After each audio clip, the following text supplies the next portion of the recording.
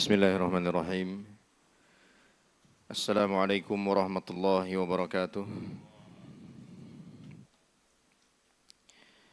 Alhamdulillahi rabbil alamin, wassalatu wassalam ala khairil anbiya'i wal mursalin wa ala alihi wa sahbihi ajma'in wa ala man sara ala nahjihi ila yaumiddin. Allahumma allimna ma yanfa'una wanfa'na bima 'allamtana wa zidna ilman ya rabbal alamin. Rabbi shrah li sadri wa yassir li amri wahlul 'uqdatam min lisani yafqahu qawli, amma ba'd. Fa inna asdaqal hadithi kitabullah wa khairal hadi hadi Muhammadin sallallahu alaihi wasallam. Wa syarral umuri muhdatsatuha fa inna kulla muhdatsatin bid'ah wa kulla bid'atin dhalalah wa kulla dhalalatin finnar. Jamaah rahimani Allah wa iyyakum. InsyaAllah kita akan melanjutkan lagi kajian kita dengan kitab Syarah Aqidah Ahlussunnah wal Jamaah. Hari ini kita lanjut pada pembahasan di halaman 134, prinsip yang kelima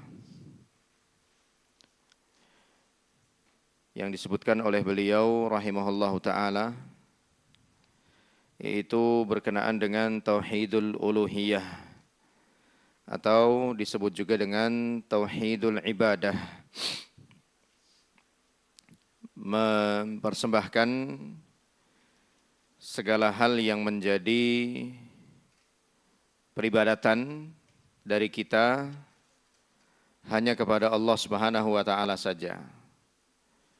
Menjadikan segala hal yang merupakan peribadatan dari kita hanya untuk Allah Subhanahu wa taala saja. Apapun ibadah itu. Tauhidul uluhiyah disebut juga tauhidul ibadah, yang berarti mentauhidkan Allah, mengesahkan Allah Subhanahu wa taala melalui segala perbuatan kita. Perbuatan kita yang mana? Perbuatan kita yang kita jadikan sebagai bentuk taqarrub. Perbuatan yang kita jadikan sebagai bentuk taqarrub. Taqarrub itu artinya usaha untuk mendekatkan diri kepada Allah. Gampangnya ya mempersembahkan ibadah hanya kepada Allah Subhanahu wa taala. Karena sesungguhnya perbuatan kita ini banyak sekali. Ya. Di antara perbuatan kita itu ada yang kita jadikan sebagai media untuk bertaqarrub kepada Allah. Ada di antara perbuatan itu ada yang tidak kita jadikan sebagai media untuk bertaqarrub kepada Allah Subhanahu wa taala. Contohnya apa? Misalnya upgrade kendaraan, upgrade ponsel atau gadget, renovasi rumah, itu semua kan perbuatan kita itu.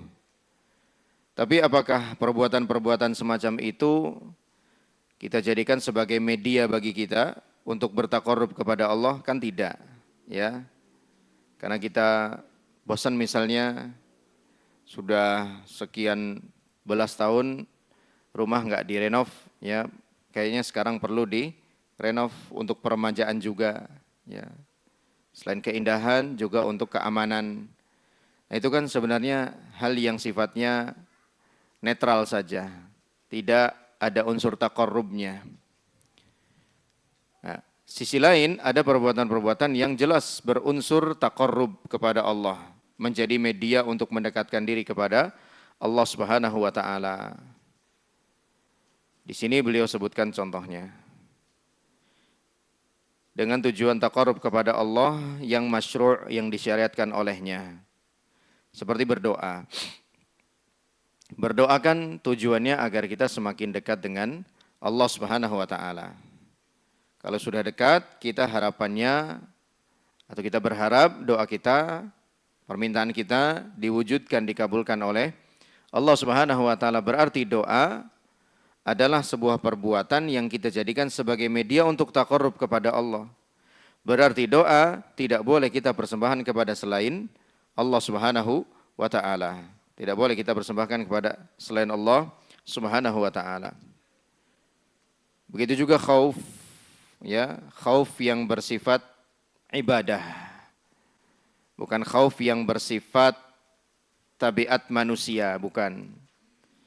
Kalau khauf yang bersifat tabiat manusiawi itu boleh-boleh saja takut kepada selain Allah. Misalnya naudzubillah min dzalik, takut ketabrak mobil, takut. Makanya kita saat menyeberang kita berhati-hati, tengok kanan dan kiri dulu. Takut tersengat listrik, ya.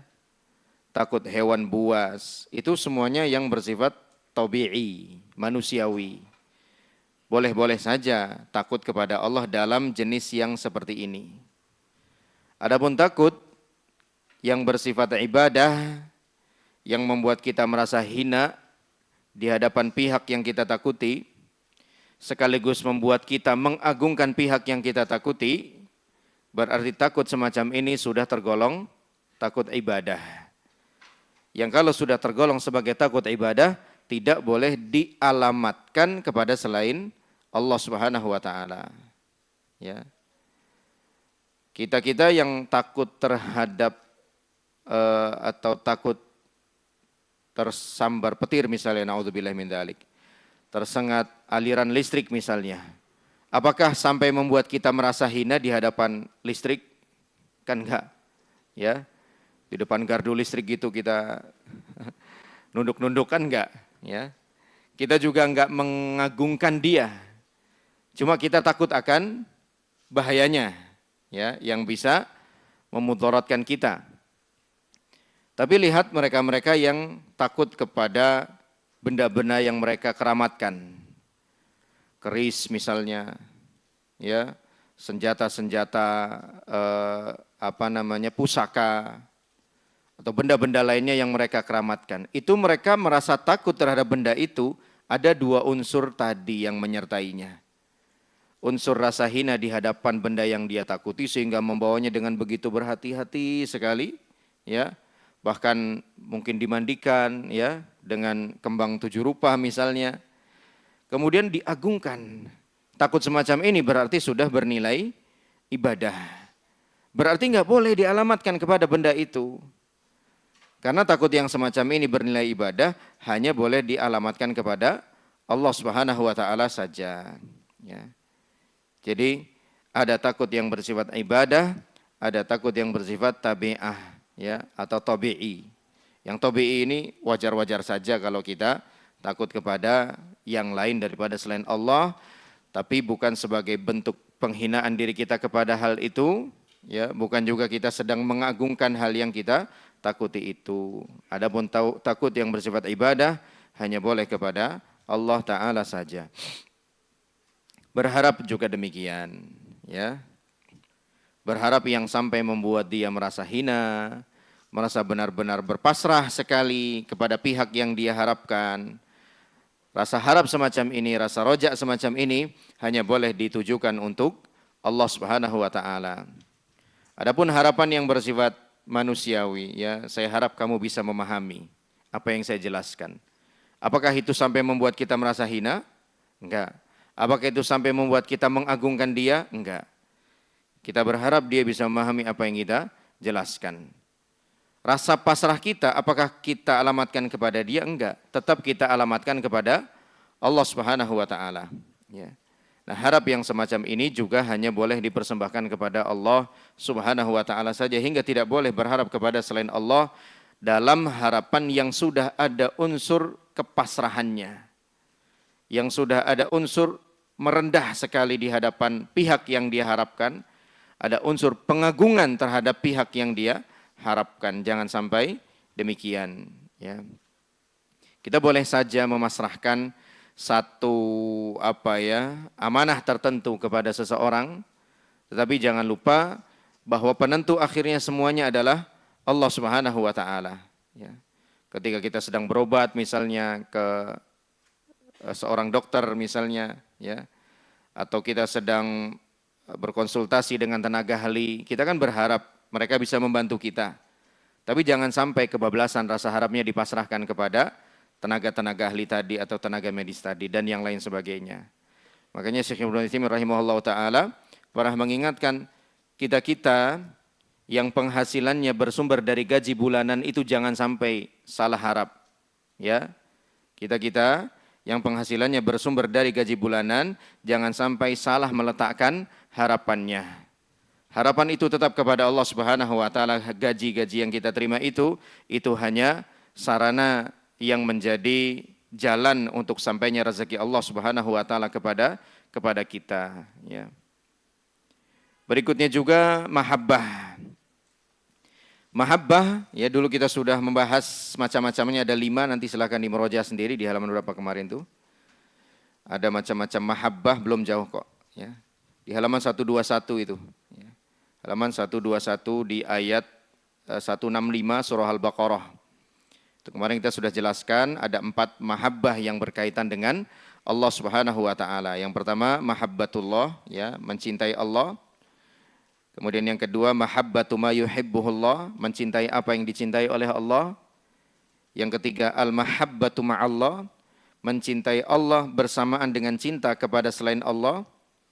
Ya, kemudian yang keempat al-mahabbatu fillah, mencintai sesuatu disebabkan karena Allah Subhanahu wa taala, ya. Ini pertemuan di tanggal 1 Januari 2026, ya, nanti bisa dimurojaah catatannya atau rekamannya tentang macam-macam mahabbah. Mahabbah yang seperti apa yang tidak boleh dipersembahkan kepada selain Allah Ta'ala. Dan mahabbah juga sama seperti khauf. Ada yang bersifat tabi'i, ya, ada yang bersifat tabi'i, manusiawi, ya, mencintai, menyukai, ya. Ada yang menyukai hawa yang dingin, sejuk, ada yang menyukai hawa yang hangat, ya. Ada yang menyukai tempat keramaian, ada yang menyukai tempat yang sepi, sunyi, beda-beda, ya. Nah, mahabbah semacam ini sifatnya tabi'i dan boleh-boleh saja kepada selain Allah Subhanahu wa taala. Zabah, penyembelihan, ya, ini juga adalah ibadah.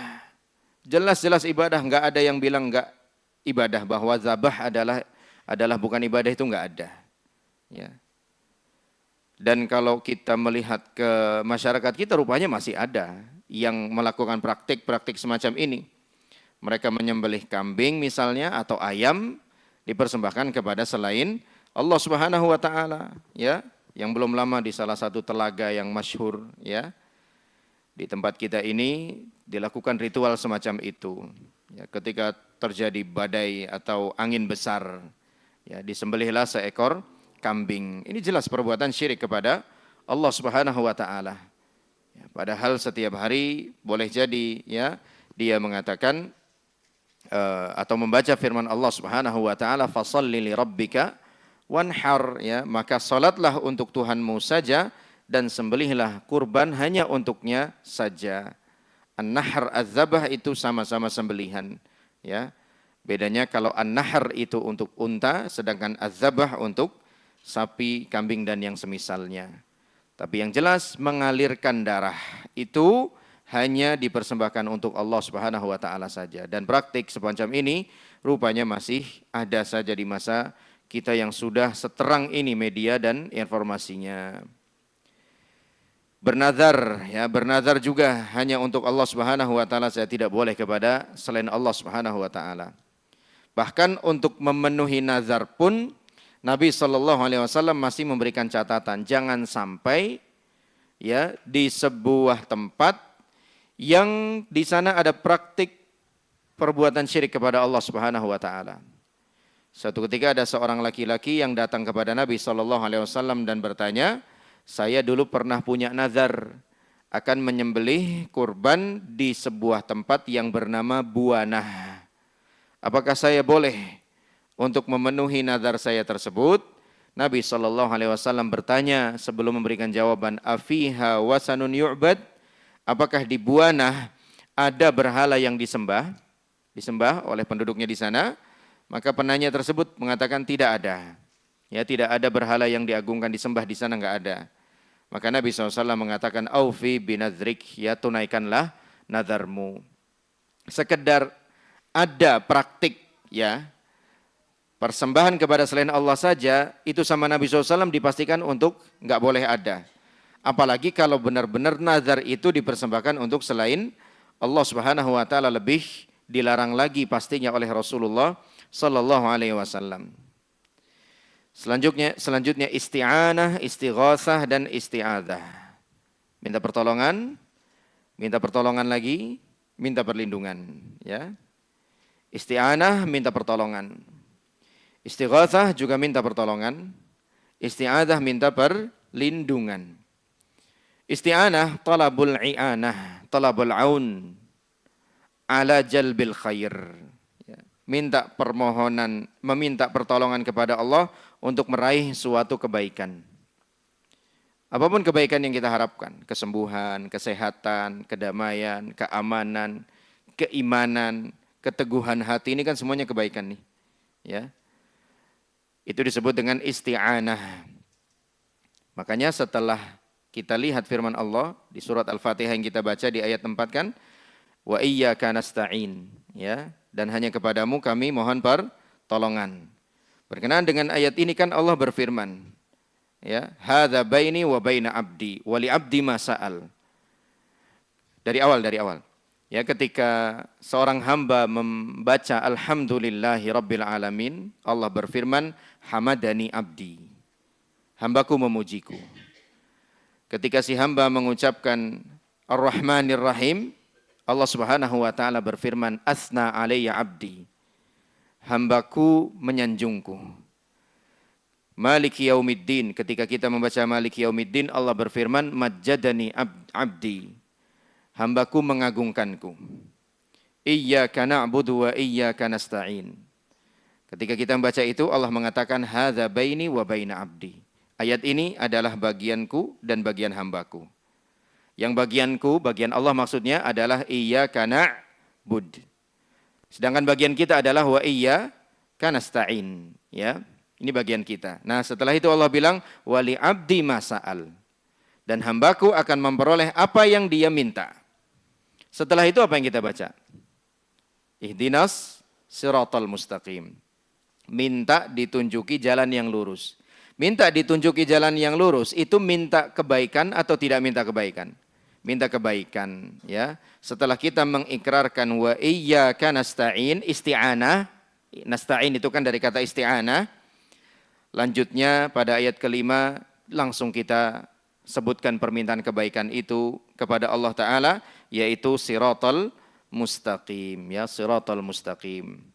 Dan lihat Allah Subhanahu wa taala menyebut iyyaka na'budu terlebih dahulu wa iyyaka nasta'in kemudian.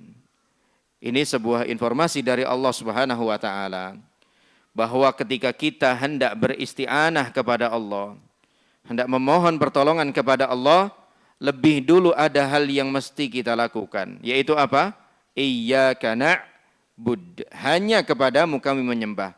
Mudahnya adalah lebih dulu kita wajib mentauhidkan Allah Subhanahu wa taala. Jadi tauhid syarat mutlak, ya, termasuk syarat dikabulkannya doa oleh Allah Subhanahu wa taala. Jangankan seorang muslim, jangankan seorang mukmin, orang musyrik pun hari-harinya musyrik dia, tetapi ketika satu momen dia berdoa hanya kepada Allah saja, berarti dia sekarang sedang mentauhidkan atau tidak? Sedang mentauhidkan Allah. Saat itu saja Allah pun tetap akan mengabulkan doanya. Wa idza rakibu fil fulki da'awullaha mukhlishina lahu ad-din. Falamma najahum ilal barri idahum yusyrikun. Ketika mereka sedang melaut, ya, diombang-ambingkan oleh ombak yang besar, mereka ketakutan begitu hebat, da'awullaha mukhlishina lahud-din. Mereka mohon pertolongan hanya kepada Allah saja. Hanya kepada Allah saja. Ini tauhid atau bukan tauhid? Tauhid. Falamma najjahum ilal barri idahum yusyrikun. Namun tatkala kami selamatkan mereka lagi kembali ke daratan, mereka lakukan perbuatan syirik lagi. Lihat, orang yang hari-harinya musyrik saja, tapi kalau dalam satu momen dia berdoanya cuman kepada Allah, Allah pun akan mengabulkan doanya. Bagaimana dengan seorang yang sehari-harinya bertauhid kepada Allah Subhanahu wa taala? Maka kemungkinan peluang, potensi untuk dikabulkan doanya oleh Allah Subhanahu wa taala lebih besar lagi. Ya. Sebelum kita mengucapkan wa iyyaka nasta'in dan hanya kepadamu ya Allah kami mohon pertolongan, yang kemudian Allah sambut wali abdi ma sa'al, hambaku akan memperoleh apa yang dia minta. Lebih dulu kita mengikrarkan iyyaka na'bud, ya. Jadi tauhid adalah syarat mutlak, ya, dikabulkannya doa oleh Allah Subhanahu wa taala, ya. Dikabulkannya doa kita oleh Allah Subhanahu wa taala. Nah, itu isti'anah, mohon kebaikan. Ya, sedangkan apa ini yang kedua? Istighatsah adalah talabu tafrijis syiddah. Ya. Minta agar kesulitan yang sedang terjadi itu diangkat oleh Allah. Agar diangkat oleh yang sedang terjadi atau akan terjadi, agar dijauhkan oleh Allah Subhanahu wa taala. Ini namanya istighatsah, ya. Sedang terjadi bencana demi bencana misalnya wal iyadzubillah, ya.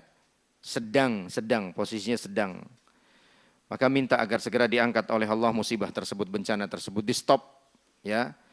Terjadinya bencana itu, ya, kesulitan-kesulitan segera diangkat oleh Allah dengan diberikan banyak bantuan oleh Allah Subhanahu wa taala dari segala penjuru. Ini namanya istighatsah, ya, istighatsah. Talabul ghauts, ya, minta bantuan kepada Allah Subhanahu wa taala ketika bencana itu, kesulitan itu sedang terjadi atau nyaris terjadi, ya, atau nyaris terjadi. Maka istighatsah adalah minta agar Allah angkat kesulitan yang sudah jalan ini, yang sudah terjadi ini. Sedangkan isti'adzah adalah talabul auz, talabul himayah qabla wuqu'ish syarr. Minta perlindungan kepada Allah sebelum terjadinya keburukan, ya, sebelum terjadinya keburukan. Misalnya firman Allah Subhanahu wa taala, "Fa idza qara'tal Qur'ana fasta'iz billahi minasy syaithanir rajim." Jika engkau hendak membaca Al-Qur'an, maka isti'adzahlah. Mohonlah perlindungan kepada Allah dari syaitan yang terkutuk. Kan gangguannya belum terjadi. Gangguan dia saat kita membaca Quran. Nah, sebelum gangguan itu terjadi dan itu adalah keburukan, kita minta perlindungan kepada Allah. Juga doa yang kita baca di akhir tahiyat kita. Allahumma inni a'udzubika min adzabi jahannam wa min adzabil qabri wa min fitnatil mahya wal mamat wa min fitnatil masihi ad-dajjal. Semuanya keburukan-keburukan yang akan terjadi, ya.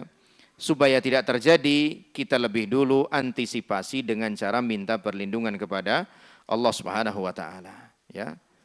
Termasuk misalnya sebagian orang yang hobinya hiking misalnya, mereka kan ada saja yang dikhawatirkan, ya. Yang celakalah, yang tersesatlah, yang apalah. Maka minta perlindungannya kepada Allah Subhanahu wa taala, bukan kepada pihak-pihak yang diyakini sebagai penguasa tempat tersebut, ya. Dan doanya sudah diajarkan oleh Rasulullah sallallahu alaihi wasallam. A'udzu bikalimatillahi at-tammati min syarri ma khalaq. Aku berlindung kepada kalimat-kalimat Allah Subhanahu wa taala yang sempurna dari keburukan, lihat, ya, dari keburukan segala ciptaannya. Entah keburukan itu keburukan yang datang dari syaitan, entah keburukan yang datang dari hewan-hewan buas, entah keburukan yang datang dari orang-orang jahat, apapun itu, berlindung kepada Allah Subhanahu wa taala. Nah, itu perbedaan antara isti'anah, kemudian istighatsah dan isti'adzah. Semuanya hanya dipersembahkan kepada Allah saja, tidak kepada yang lain. Termasuk tidak juga kepada wali-wali Allah Subhanahu wa taala, tidak. Ya, tidak sebagaimana yang didakwahkan oleh mereka-mereka, ya, yang menyembah kuburan-kuburan tersebut. Sampai mereka mengatakan, kalau kamu sedang ada kesulitan, datanglah ke kuburanku. Dengan itu nanti kesulitannya akan hilang, ya subhanallah. Ajarannya siapa semacam ini? Ya, Nabi SAW dan para sahabat tidak pernah melaksanakan hal yang demikian atau bahkan sekedar menganjurkannya. Ya, mereka hanya meminta tolong kepada Allah Subhanahu wa taala saja. dan segala apa yang disyariatkan dan diperintahkan Allah dengan tidak menyekutukannya dengan sesuatu apapun. Ini baru sebagian saja dari contoh-contoh yang bisa disebutkan dan tentunya masih banyak contoh-contoh lain yang tidak disebutkan di halaman ini. Semua ibadah ini dan lainnya harus dipersembahkan, dilakukan hanya untuk Allah semata, ikhlas karenanya. Dan ibadah tersebut tidak boleh dipalingkan kepada selain Allah Subhanahu wa taala walaupun hanya sedikit. Walaupun ibadah itu ibadah yang sifatnya batin, ya. Ibadah yang sifatnya qalbiyah di dalam hati kita. Seperti tadi antara khauf dengan roja, ya, antara khauf dengan roja itu hanya boleh dipersembahkan kepada Allah Subhanahu wa taala saja, tidak kepada yang lain. Sungguh Allah tidak akan ridha jika dipersekutukan dengan sesuatu apapun. Apabila ibadah tersebut dipalingkan kepada selain Allah, maka pelakunya terjatuh dalam syirik akbar. Dan tidak akan diampuni dosanya jika dia mati dalam kemusyrikan. Dan tidak bertaubat kepada Allah Subhanahu wa ta'ala. Innallaha la yaghfiru ay yushraka bihi wa yaghfiru ma duna dzalika liman yasha. Sesungguhnya Allah Subhanahu wa ta'ala tidak mengampuni dosa perbuatan syirik kepadanya dan akan mengampuni dosa yang selainnya bagi orang yang Allah kehendaki. Adapun masalah dosa syirik sudah clear, ketentuannya tidak akan diampuni kecuali jika pelakunya bertaubat sebelum mati dia, sebelum meninggal dunianya, maka masih akan diampuni oleh Allah Subhanahu wa ta'ala. Berikutnya beliau berkata, al-ilah artinya adalah al-ma'luh. Ilah artinya adalah al-ma'luh, sesuatu yang disembah. Ya, ismul maf'ul, ya, sesuatu yang disembah.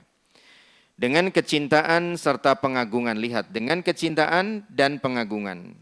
Yang namanya persembahan itu, yang namanya peribadatan itu pasti ada dua unsur ini nih. Ada unsur kecintaan, loyalitas, ada unsur pengagungan, dan bahkan juga ada unsur khaufnya. Entah orang itu nyembah Allah, entah orang itu nyembah selain Allah, mesti ada unsur-unsur ini dalam praktik persembahannya itu. Dalam praktik peribadatannya itu, entah dia beribadah kepada Allah atau kepada selain Allah Ta'ala. Allah Subhanahu wa Ta'ala berfirman, wa ilahukum ilahu wahid. Dan Rabb kalian, ilah kalian adalah yang Maha Esa. Ilah artinya ma'luh, sesuatu yang disembah, ya. Berarti firman Allah Subhanahu wa taala wa ilahukum, yang artinya dan Rabbmu, Tuhanmu, itu bukan sekedar mencakup tauhid rububiyah saja, melainkan juga mencakup tauhidul uluhiyah. Karena apa? Karena ilah maknanya ma'luh. Ma'luh itu artinya yang disembah, ya. Jadi kalau kita terjemahkan ayat ini dengan terjemahan makna, bukan terjemahan harfiah, hasilnya apa? Dan sesembahanmu adalah Allah yang Maha Esa, ya. Wa ilahukum ilahu wahid. Dan sesembahan kamu adalah sesembahan yang satu. Sesembahan itu artinya sesuatu yang disembah. Nah, pertanyaan kita, sesembahan atau sesuatu yang disembah itu sudah masuk ranah tauhid uluhiyah atau masih tauhid rububiyah? Sudah masuk uluhiyah, ya, sudah masuk dalam ranah tauhidul uluhiyah.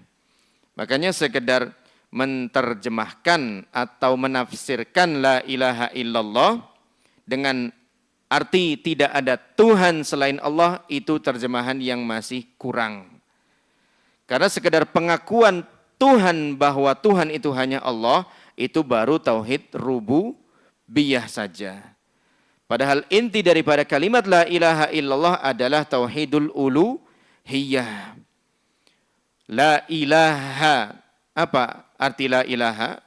Ketika kita sekarang sudah tahu ilah maknanya adalah ma'luh, apa artinya? Berarti tidak ada sesembahan.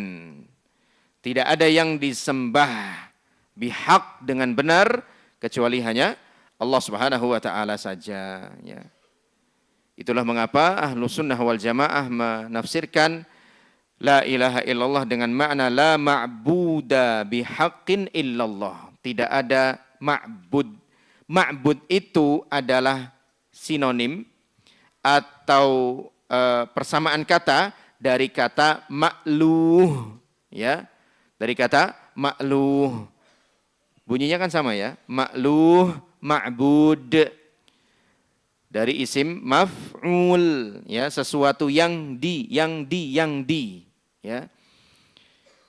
Dalam bahasa Arab sesuatu yang di itu bunyinya pada dasarnya maf'ul, ya.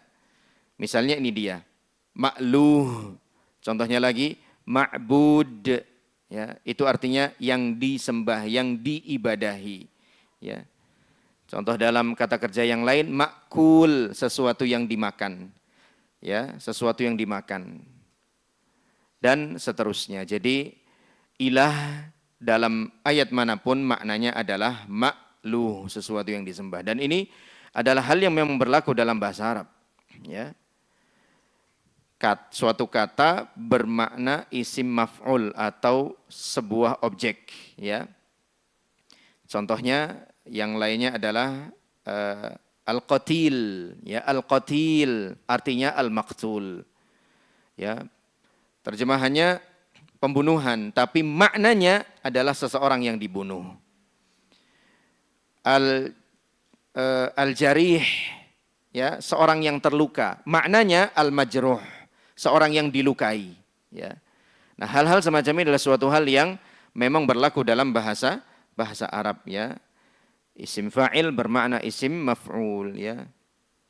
Selanjutnya beliau menukil ucapan Syekh Abdurrahman Al-Allamah Abdurrahman bin Nasir As-Sa'di rahimahullah, bahwa beliau berkata bahwasanya Allah itu tunggal esa, dalam zatnya tunggal, tidak ada yang lain. Makanya Allah Subhanahu wa taala menafikan keyakinan, mengingkari keyakinan mereka-mereka yang mengatakan innallaha tsalitsu salasah. Allah adalah satu dari Tuhan yang tiga. Allah katakan laqad kafara. Mereka semua telah kafir, ya, orang-orang yang mengatakan begitu. Dalam nama-namanya. Artinya apa? Segala nama-nama Allah Subhanahu wa taala ini hanyalah milik Allah, tidak boleh dipersembahkan kepada yang lain.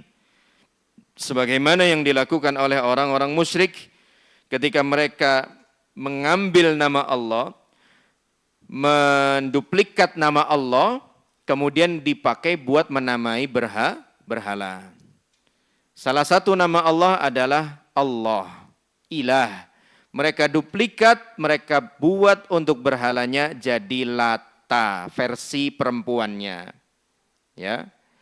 Nama Allah Aziz, mereka duplikasi lagi, mereka berikan buat patungnya jadi Uzza, versi perempuannya Aziz, itu Uzza, ya.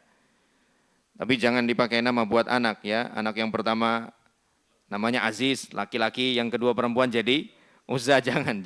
Ini nama berhala, ya. Walaupun secara terjemahan ini versi perempuannya Aziz itu disebut dengan Uzza.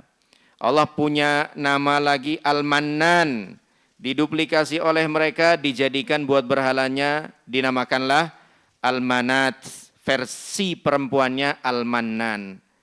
Nah, ini enggak boleh. Kenapa? Karena nama-nama Allah itu adalah miliknya Allah Subhanahu wa taala. Walillahil asmaul husna fad'uhu biha. Wa dzarul ladzina yulhiduna fi asma'ihi. Sayujzauna ma kanu yaf'alun, ya. Jadi milik-milik Allah lah nama-nama yang indah itu. Berdoalah kamu dengan menyebut nama-nama Allah yang indah tadi. Biarkan saja orang-orang yang menyimpang dalam nama-nama Allah tadi, mereka nanti akan dibalas dengan sesuai dengan perbuatannya. Nama-nama itu hanya milik Allah. Maka ketika kita mau menamai anak kita misalnya dengan salah satu nama Allah, biasanya kita dahulukan dengan penyebutan Abdun, ya, Abdullah misalnya, ya, Abdurrahman, Abdurrahim. Kalau perempuan ya Amah biasanya, Amatullah, Amatur Rahman, Amatur Rahim pakai hamzah bukan ain, Amatur Rahim dan seterusnya. ada sisi penghambaannya, ya. Dan itu termasuk nama yang disukai oleh Allah Subhanahu wa taala. Dalam nama-namanya, dalam sifat-sifatnya otomatis juga, ya. Dan dalam perbuatannya. Artinya segala hal yang menjadi perbuatan khusus bagi Allah tidak ada pihak lain yang turut serta. Tidak ada pihak lain yang ikut campur, ambil andil, tidak ada sama sekali. Punya andil sama sekali enggak ada. Ya, misalnya menurunkan hujan, kemudian menjauhkan bala, malapetaka dan lain sebagainya, itu hanya perbuatan Allah saja, tidak ada pihak lain yang melakukannya, ya. Maka sungguh aneh ketika ada orang-orang yang meyakini ketika Allah Subhanahu wa taala mau menurunkan hukumannya kepada satu kaum, Allah minta izin dulu kepada wali-walinya. Ya. Ini jelas-jelas kurang ajar sama Allah Subhanahu wa taala. Ya. Enggak usah dipahami dengan dalil-dalil syar'i deh. Dengan fitrah kita sebagai seorang muslim saja sudah enggak bisa menerima keyakinan semacam ini bahwa Allah butuh izin dari wali-walinya itu untuk menurunkan hukumannya kepada seseorang atau satu kaum tertentu, ya. Jadi seolah itu ada pihak lain yang punya andil, ada pihak lain yang turut serta di dalam perbuatan-perbuatan yang merupakan wilayahnya Allah Subhanahu wa taala ini. Itu tidak boleh. Ya, itu kalau benar-benar diyakini dengan penuh keyakinan, dengan tanpa kerancuan alias dia tidak sedang terkena syubhat, sudah dijelaskan hujjah, sudah ditegakkan kepada dia, itu bisa membuat dia melakukan perbuatan syirik. Syiriknya bahkan dalam rububiyah bahkan. Ya. Dan syirik dalam rububiyah itu berarti udah keterlaluan itu. Karena orang-orang musyrik di zaman Nabi dalam masalah rububiyah saja mereka tidak menduakan Allah, tidak menyekutukan Allah. Kalau ditanya siapa yang menghidupkan, mematikan, memberikan pendengaran, penglihatan, mengatur dan lain sebagainya, jawaban mereka selalu sama. Selalu jawab apa? Allah, enggak ada yang lain. Ya makanya kalau sampai ada orang melakukan kesyirikan sudah sampai di tahap rububiyah, berarti sudah sangat keterlaluan sekali. Karena rububiyah itu udah paling basic lah dia, paling dasar. Ya, kalau rububiyah sudah kacau, udah jangan harap uluhiyahnya aman, asma wa sifatnya apalagi, udah kacau balau pasti.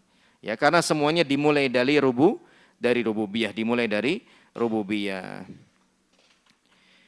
Mana tadi?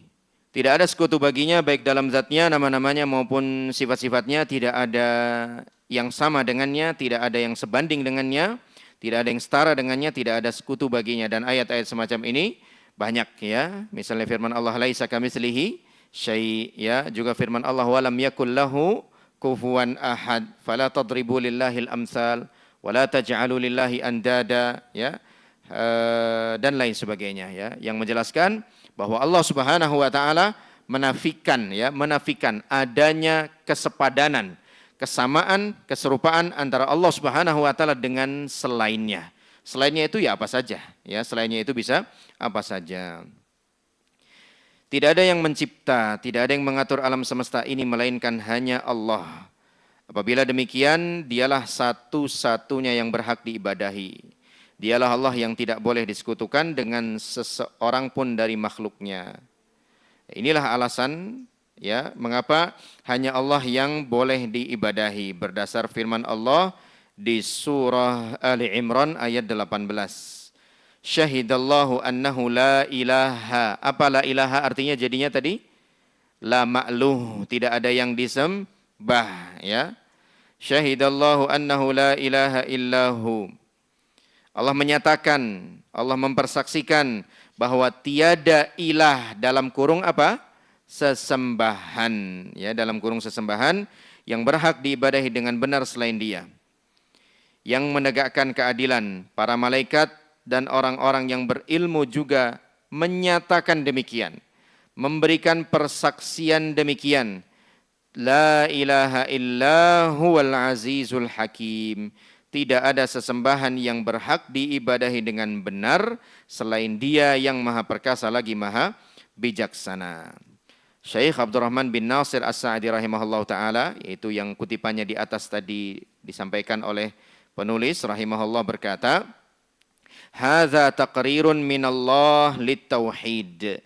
Ini adalah pernyataan dari Allah Subhanahu wa taala akan keesaan Dia dan akan wajibnya kita mengesahkan Dia, mengesahkan Allah Ta'ala.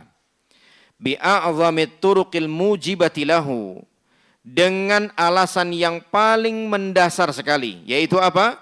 Wahiyya syahadatuhu ta'ala wa syahadatu khawasil khalqi wa humul malaikatu wa ahlul ilmi, yaitu pernyataannya Allah, pernyataannya malaikat, pernyataannya para ulama, bahwa apa? La ilaha illa hu.